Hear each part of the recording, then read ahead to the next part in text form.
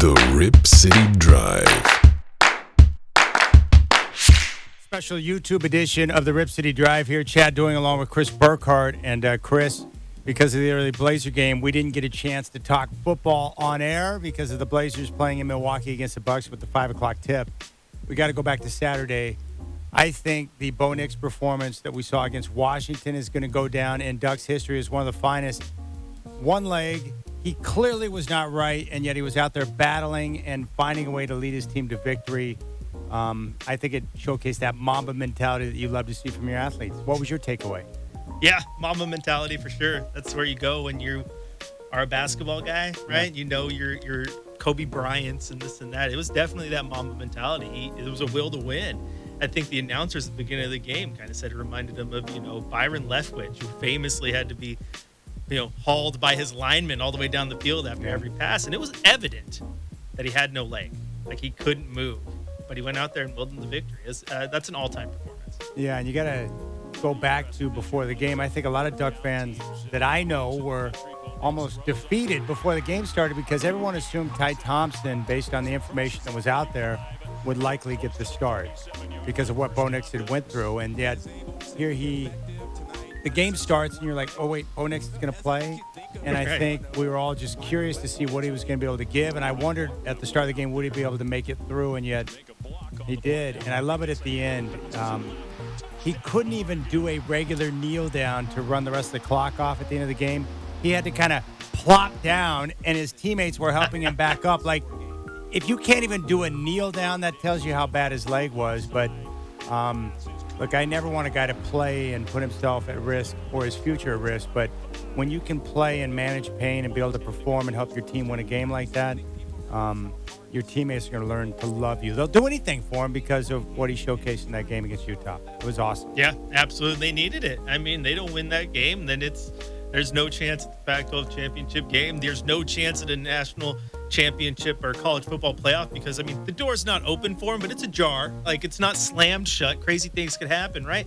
But you lose that game, and you're definitely looking through the window. They needed a big performance. You asked me last week, would I rather have a 70% Bo Nix or 100% Ty Thompson? I said, I'd rather have a 70% Bo Nix. I don't even know he was that high. That's what makes it that much more impressive. Yeah, it's awesome. The other thing, too, Kenny Dillingham, he's done a great job this year, and he's going to be mentioned for a number of head coaching positions, and rightfully so.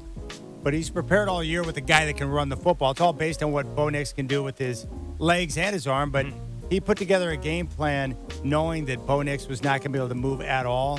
A lot of short passes, and in the end, he threw for nearly 300 yards. I thought it was a masterful coaching job by Dillingham and that offensive staff to put him in a position to have success out there with the injury. Yeah, not only the way he coached, I mean, the offensive line play, they protected him.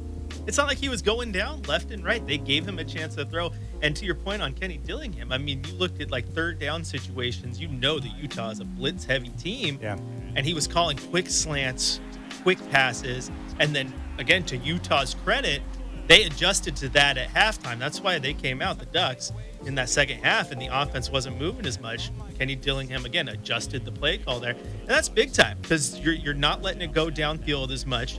You're not running RPOs. You're not running any option runs. Everything's just a straight handoff, and that's not what you're used to. But the team found a way. I mean, that was a masterful offensive coaching job for Kenny Dillingham. It truly was. And you know what? Props to the Ducks defense. Bounce back effort after that game against Washington. Rising didn't play well, but it was the Ducks' pressure and their defense that I think forced a number of those mistakes. He was picked off multiple times. They just never got anything going offensively. I thought the Ducks, to do what they did against Washington and come back and have a bounce-back game against a good offensive team in Utah was impressive. Yeah, and, as is football, a Utah fan is just, mad at Cam Rising like he played an awful game. And I don't think he played an awful game as much as the defense did what they were supposed to do. You got to give a lot of credit to guys like Justin Flo. There was that tip pass, Chad, at the line where Justin Flo made the 1,000% IQ play where he just instantly tackled the receiver. Tip ball, everyone's live. You can do that. Got him out of the way and let his two defenders get that interception. Had he said, okay, there's the ball, I'm going to go for the interception, nobody gets rid of that receiver, that's likely just an incomplete pass as 3 ducks converge and it falls to the ground like that. That's a bang play. You don't even know 100% that ball was tipped. You're just assuming, and boom, gets him out of the way. Like that's a huge defensive play. All right, the best part in all of this, it sets up the Civil War, Oregon State on Saturday in a game that finally the stakes have been raised. Yep.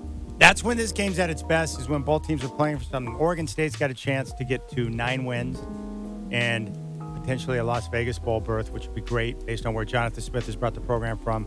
The Ducks, of course, if they win, they're going to be in the Pac-12 title game the following week against USC. This game's awesome. Everyone in the state knows it, but when the stakes are higher, it makes it that much better. Yeah, I've said it before. My favorite one was the Civil War for the Roses. Everything on the line, and when you can get games like this against your rival at the end of November, these games are fun.